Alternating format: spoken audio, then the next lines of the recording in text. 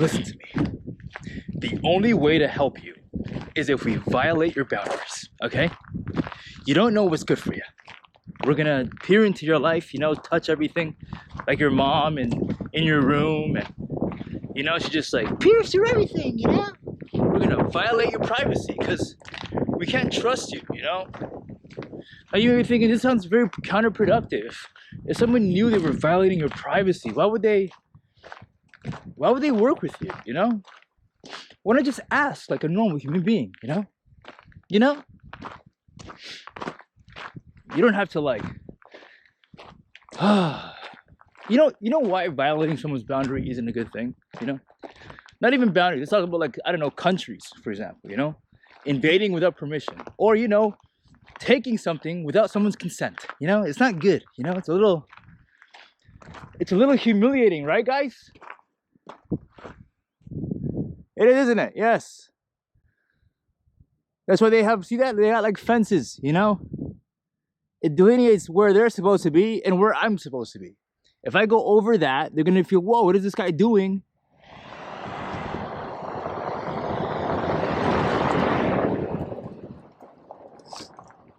I don't know.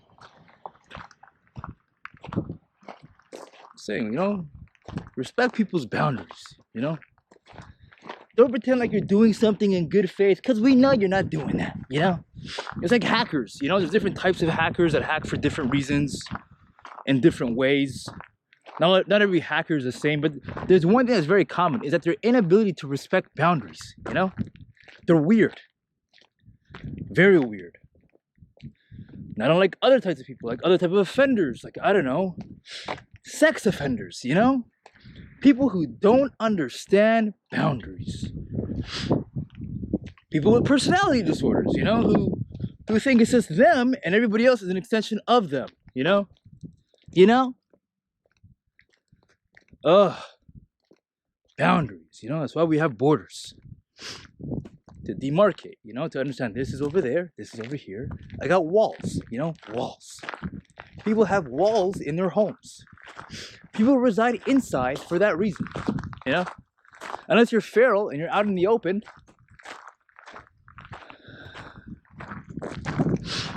I don't know why I'm even talking about this. Yeah, boundaries.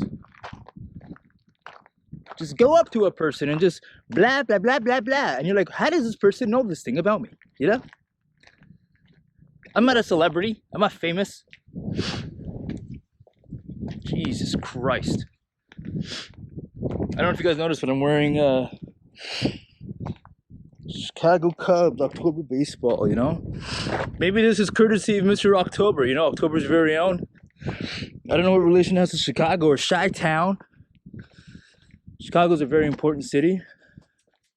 MLK, Kanye, some of the issues they have now, you know. Oh, regarding borders, you know, the way like their neighborhoods are segregated. See, that's actually a good example where like too much segregation isn't good, you know. That's an example of where maybe things became too rigid. And now you got like entire communities just sort of like closed off from others.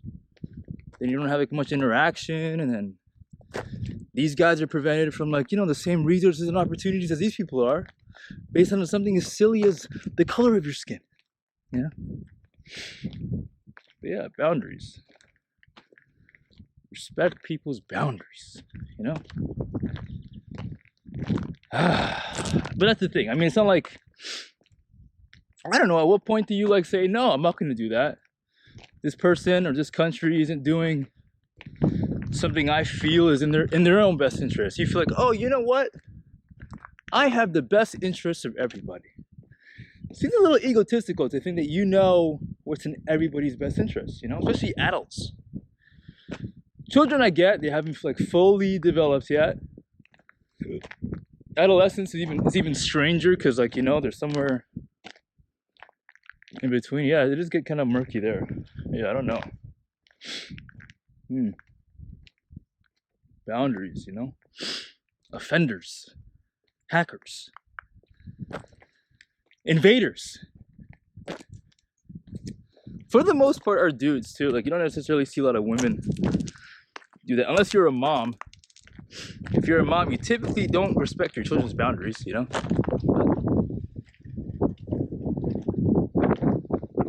Yeah. Yeah. I'm at this place called the Belmont Regional Park. It's like a park with like horses and stuff and ponies. Yeah, horses. Because I'm a horse, guys. I'm a horse. Yeah, boundaries, boundaries, boundaries. Some people have a hard time understanding what those are. And some people are like, sometimes people have like very weak walls too, you know? Sometimes their walls are a little too brittle. It's almost as though they allow abuse in. I'm not saying, I'm not blaming the victim here, you know, but sometimes your fence needs to be a little stronger than that, you know?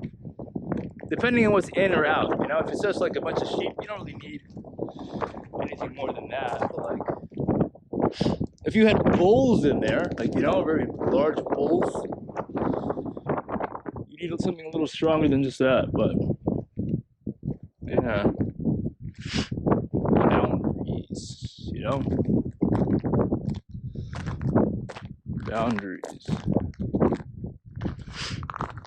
Strange thing is, like, sometimes when you like humiliate someone, you know, like breach someone's like walls or boundaries or what they deem very sensitive to them, you get like a blowback reaction, almost like revenge. Where they then like humiliate and like, you know, denigrate or dehumanize someone else, you know?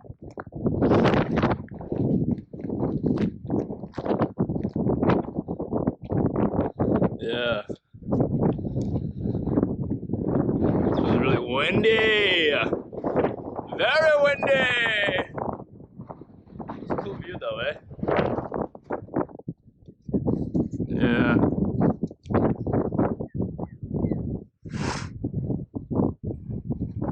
Boundaries, boundaries, boundaries.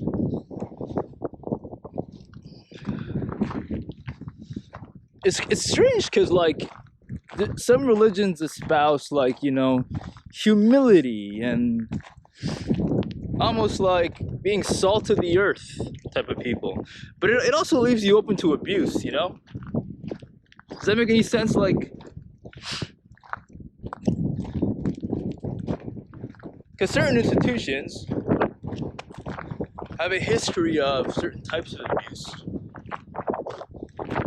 you know, because they like hide certain people who, you know, who tend to favor little boys, you know, very, very young boys. Now, are they a certain type of offender called fixated offenders? Yes, you know. Do they start off as regressed? Probably, you know, ask Epstein, I don't know.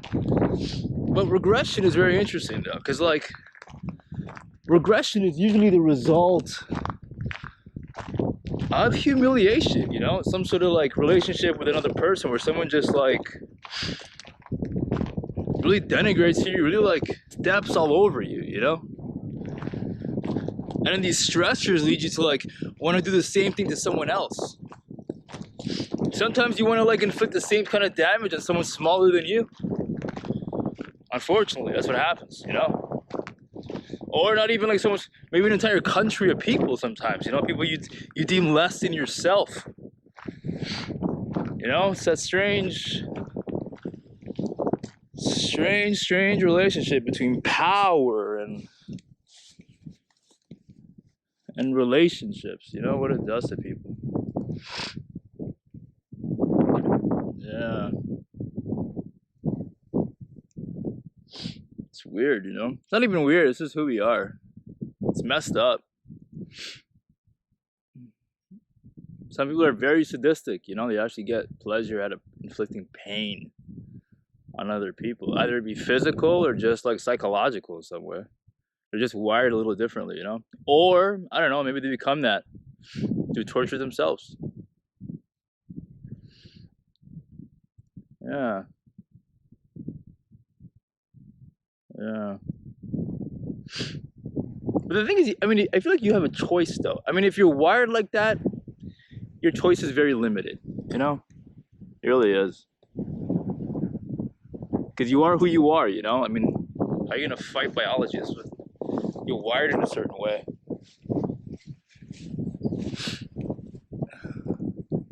But I feel like if you've been like, you know, humiliated, let's say you were bullied, you know, let's say you're a kid who's just been bullied relentlessly, just like throughout your formative years, like not even that, but like your development has been like stunted now as a result of that socially. And it just gets worse and worse.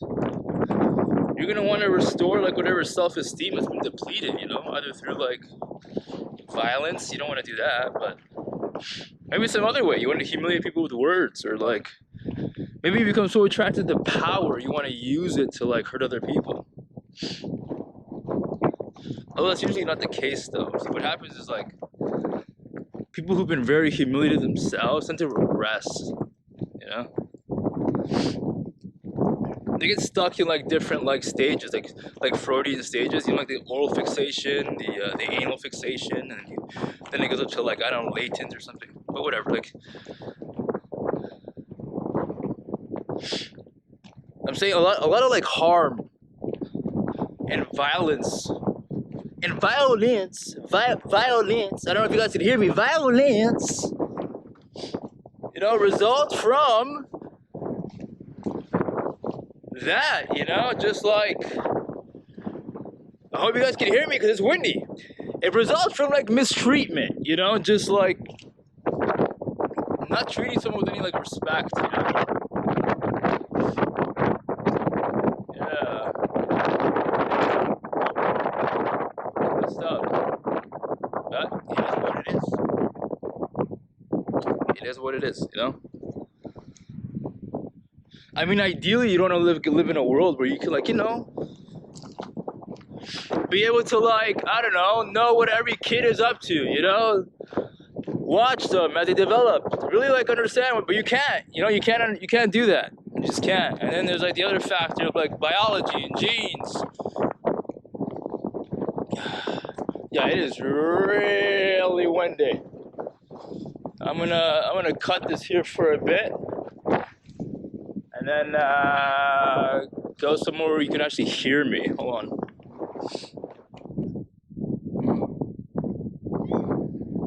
There's a lot of shape. Lots and lots of shape. Bad motherfuckers. I know. There's one missing, you know? The black sheep, if you will. The forgotten one. Yes. Sheep. I don't know. Sheep, wool, they all look the same. They need a leader. They don't like to individuate. They frighten easily. That's about it, really. And then there's the black sheep, you know? The one who's sort of ostracized. Left to his own doings or whatever, you know? Vilified, if you will. Then there's the rest of them, you know? Doing what everybody else does. Because that's what they're supposed to do. You know? Fall in line. You factory workers, you. That's right. You want to be subjugated, huh? That's right, yeah. You don't have an identity. Look at you. You have no ability to think for yourselves. But me, the black sheep, you know? The evil one does. Yeah. Yeah.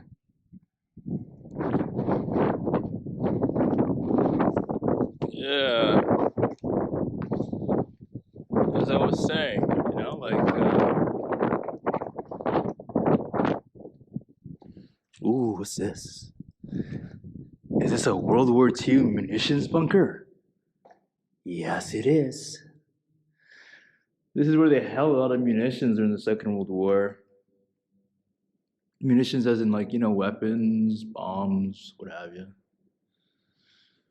Cool, Speaking of that, actually, I was watching Dune 2 the other day, and there's like a scene in the. I'm not gonna go over the movie. You can go watch it. But there's a scene in the movie where they realize they had this like just this bunker. They had like a reserve of nuclear weapons that they weren't aware of.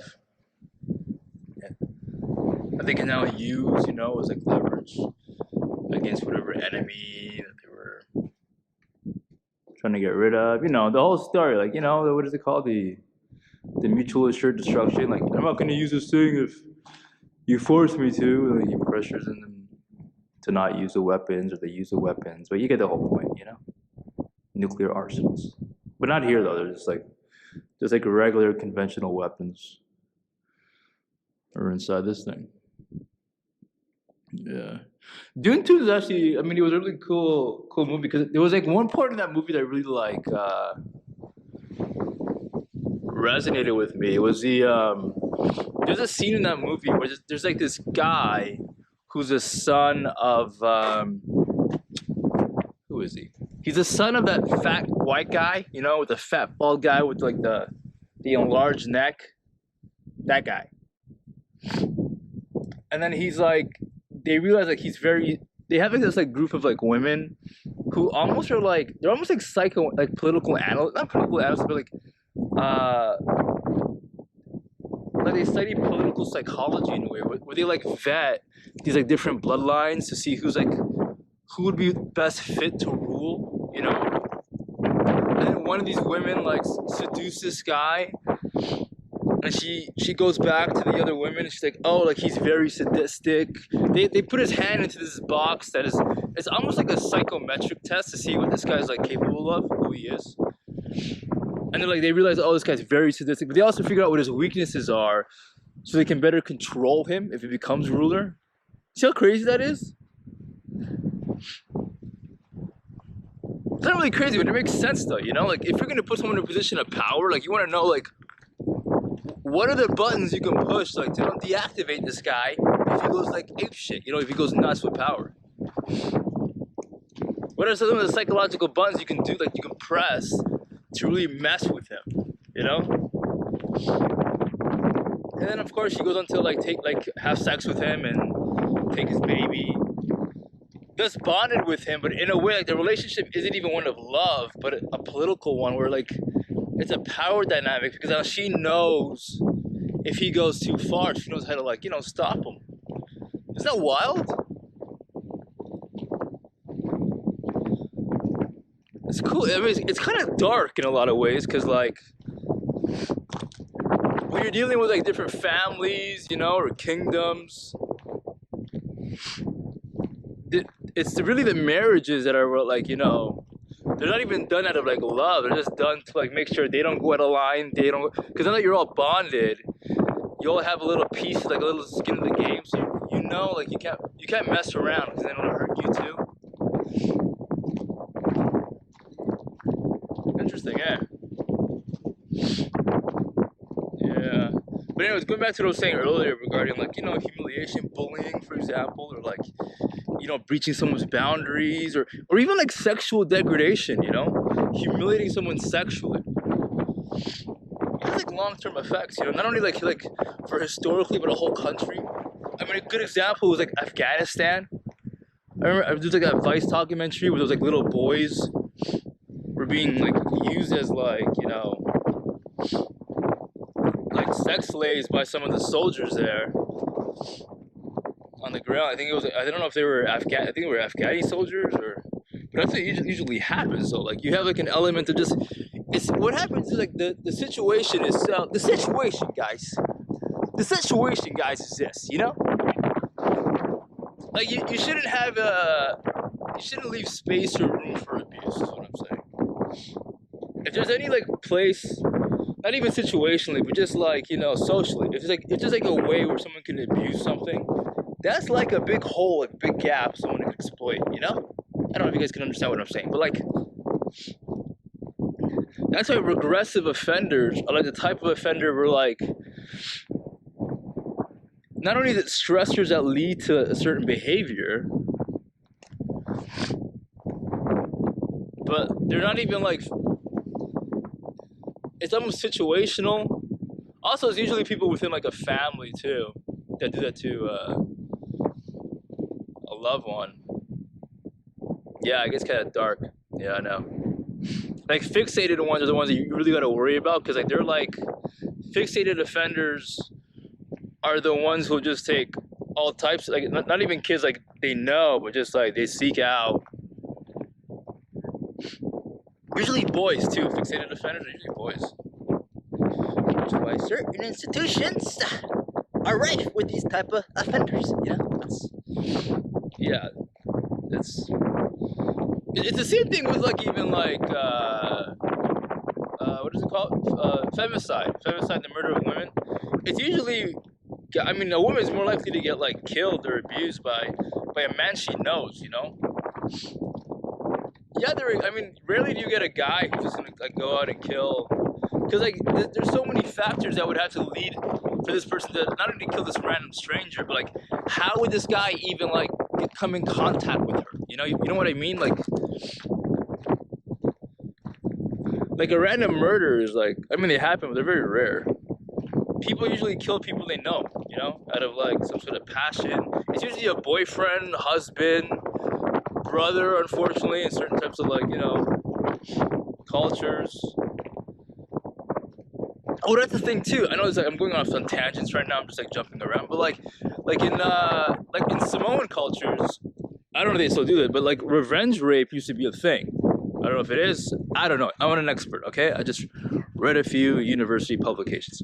But anyways, it's like the same idea behind like victim blaming, you know? Like when the woman would get like raped, the men, well, that in Samoan culture, they would then do the same thing to like the offender's sister, for example, or woman in that family.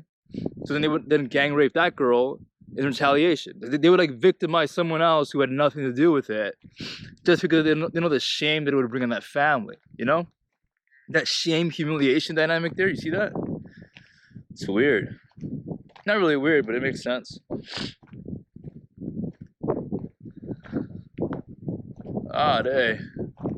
It's strange how like certain, like even though like you wouldn't think they have a lot, I mean, even they have a lot in common with other cultures that sort of do the same thing, even though they don't all subscribe to the same religion. See what I mean? It's not like if you subscribe to a religion, you're gonna behave in the way that it like, you know, ascribes. That's not necessarily true.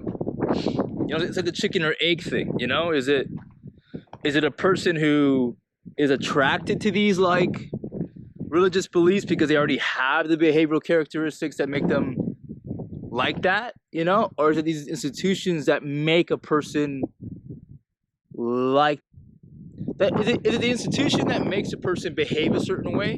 Or is it a person who already has those predilections attracted to these institutions? Maybe it's a little bit of both, you know? I don't know. But like, it's just interesting to know, like not every culture, like some cultures are very similar in certain ways, even though they're not only like geographically very far from each other, but also like they don't even have the same, they don't subscribe to the same religions. You know? It's getting windy again, guys. It's getting windy again. It's getting windy again. Now it's funny that I say this over here because this is like a sheep herding area, you know, sheep herding cultures. Sheep herding cultures are typically like honor cultures. Because like, you know, like there's like these like fences that I was talking about before, earlier in this video, if you guys remember. So like if you're in a sheep herding culture, right, the only way to maintain or even know which sheep belongs to you is like these like demarcations. But also like if you're missing sheep, the only way to enforce, to make sure no one screws around with your sheep again, is to regulate, bro. You know how you regulate? You regulate through like violence, you know? You create a reputation for yourself. You become a charismatic leader, if you will, you know? People are like, yo, don't mess with this guy, you know? Don't mess with his sheep, bro.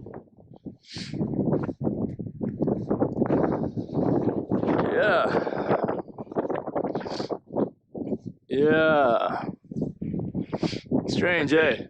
sheep herding cultures, Catholicism, Christianity. What else did I talk about? Regressive offenders versus fixated offenders, and how, like, you know, exists on a continuum.